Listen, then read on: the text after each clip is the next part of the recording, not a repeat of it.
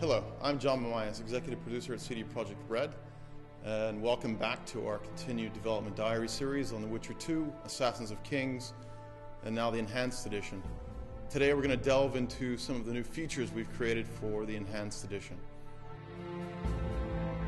To allay some of the story complexity, we've created some new cinematic sequences and spread them throughout the game. Our partner, Platige Image, will first talk about the new intro that we've created, and after that our cinematics and art producer will talk about more of the cinematic sequences in the game. Just after finishing The Witcher 1, CD Projekt came to us with the idea of the intro for The Witcher 2, and it was quite a long time ago. It was like 3 years ago, and Witcher 2 wasn't even there. It was just an idea. The intro fills in an important piece of the backstory. Those who've played The Witcher 2 might remember that King Demavend's death at the hand of an assassin is something of a known fact at or near the beginning of the game.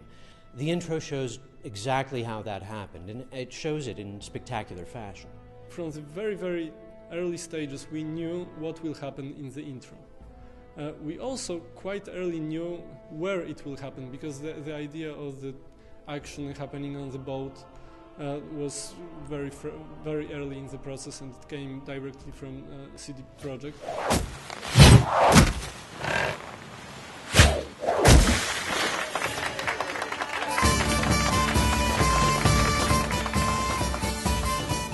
One of the very early ideas was that Leto, who is the assassin, is using a hornet nest to start a chaos on the boat, and he's using this chaos to kill the king and escape from the boat.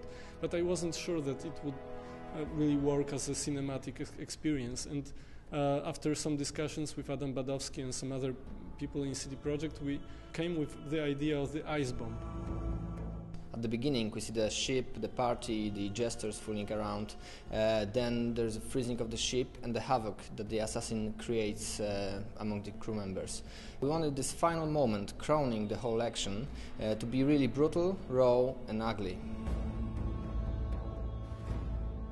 I've realized that it will be so much more interesting and there will be so much more tension if we actually make the assassination during the collapsing of the ship. And this idea was very late in the process. It was after all these stages of acceptation, and it already changed everything. But we loved it so much in Platige, and the people in CD Projekt also loved the idea that we decided, like week before the start of the production, to change this detail, which actually changed everything.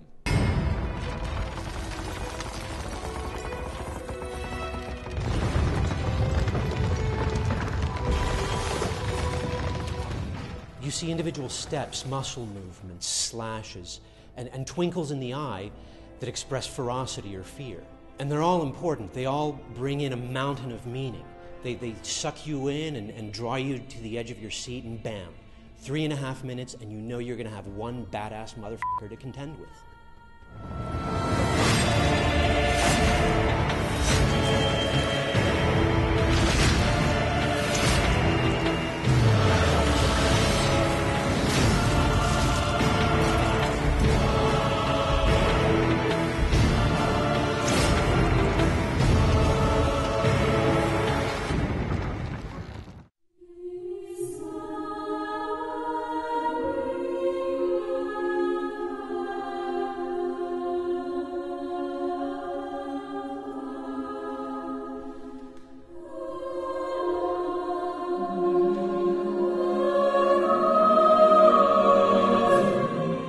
Besides the CG intro, we prepared a lot of new other video sequences. One of them are the loading movies. They were constructed to summarize what happened in the previous act and create a smooth transition to the next one. Grabbing Geralt, I embarked on a voyage upriver, deeper into the Pontar Valley. We also added 11 new cutscenes, all placed in the various places of the game. I can tell that 3 of them are showing what's going on in Lochlin when Geralt is busy with the dragon. And the rest of them are connected with the new content of the game. Another type of video sequences that we prepared for the Enhanced Edition are the final boards. These are the short movies that are combined at the end of the game into one big movie that summarizes what happened in the game.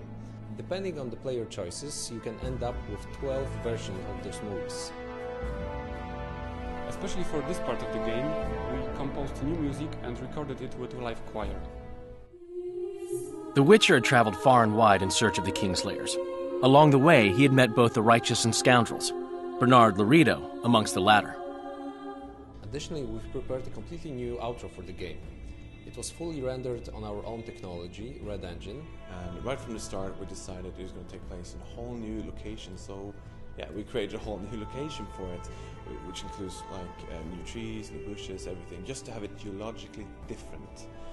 We also wanted to create this perfect view, and I think we achieved it is with this bridge that goes across a river. There's a forest on each side of the river.